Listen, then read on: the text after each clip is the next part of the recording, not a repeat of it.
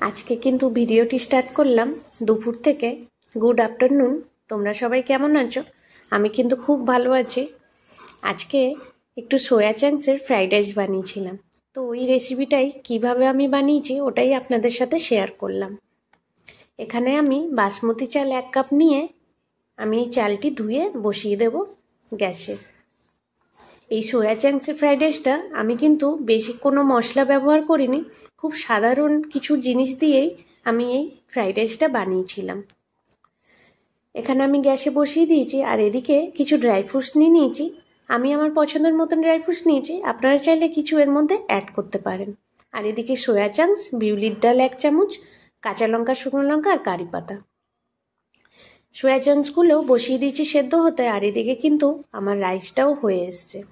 80% মতন হয়ে গেলে আমি এই রাইসটা থেকে জলটা ঝরিয়ে নেব।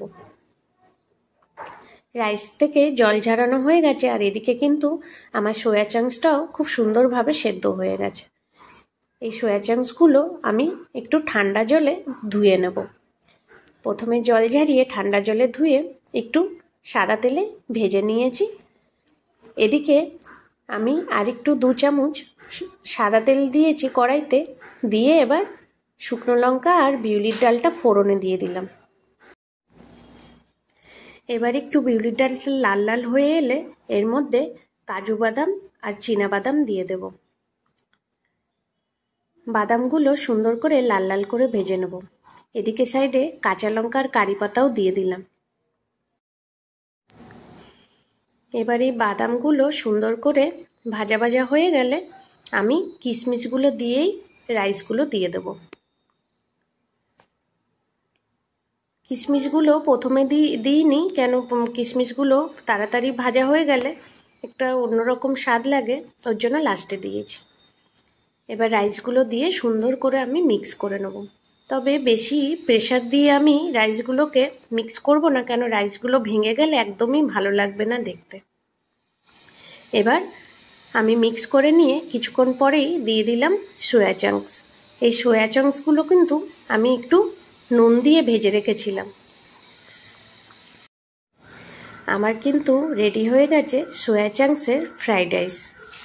খুব কম সময় আর খুব সহজভাবে এই ফ্রাইড রাইসটা তাড়াতাড়ি হয়ে যায়। এবার লাস্টের দিকে আমি 1 চামচ চিনি দিয়ে দিলাম, আর এখানে 1 চামচ ঘি দিয়ে দিলাম। এটা একদমই অপশনাল, আপনারা যদি না চাইবেন তাহলে চিনিটা না দিলেও চলবে, কিন্তু ঘিটা দিলে ঘিয়ের ফ্লেভারটা খুব সুন্দর লাগে এই ফ্রাইড রাইসের মধ্যে।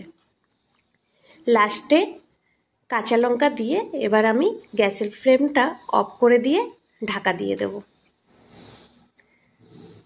এবার অন্যদিকে আমি একটু রায়তা বানাবো, কেন শুধু শুধু ফ্রাইড রাইসটা খেতে ভালো লাগবে না। আর আজকে একদমই আমার ইচ্ছা নেই কোনো রকমভাবে কোনো সবজি দিয়ে তরকারি বা কিছু বানিয়ে খেতে। আমি এভাবে একটু রায়তা বানিয়ে নিলাম। এখানে আমি বুন্দি নিয়ে নিয়েছি। এই বুন্দিটা কিন্তু আনসল্টেড বুন্দি, যে কোনো দোকানেই পাওয়া যায়। এবার এখানে আমি 1 বাটি মতন টক দই নিয়ে নিয়েছি। এই টক দইটা আমি একটু নুন দিয়ে ফেটিয়ে নেব। ভালো করে ফেটিয়ে নিলে টক দইটা কিন্তু একটা খুব সুন্দর ক্রিমি ক্রিমি টেক্সচারে চলে আসবে।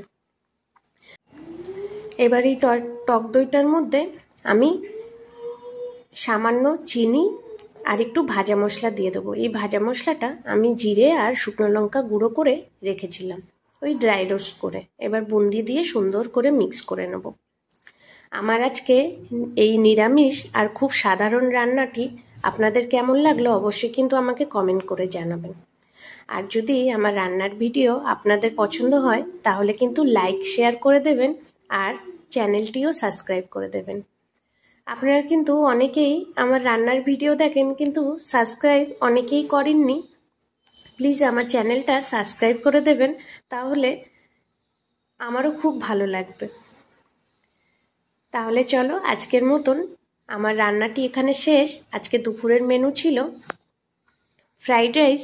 আমি সোয়া চাংস দিয়ে এভাবে ফ্রাইড রাইসটা বানিয়েছিলাম, আর খুব সাধারণ উপকরণ দিয়ে, বেশি কিছু মশলা ব্যবহার করিনি। আর এদিকে বুন্দির রায়তা, ওপর দিয়ে একটু ভাজা মশলা ছড়িয়ে দিলে কিন্তু খেতে ভীষণ ভালো লাগে খেতে। আর আজকের রান্নাটা কেমন লাগলো অবশ্যই কিন্তু কমেন্ট করে জানাবেন। সবাই সুস্থ থাকবেন, ভালো থাকবেন। আর কালকে একটা নতুন রান্নার ভিডিও নিয়ে চলে আসছি। আর আমার রান্নার ভিডিও যারা যারা দেখেন তাদেরকে অসংখ্য ধন্যবাদ। নমস্কার, সবাই ভালো থাকবেন।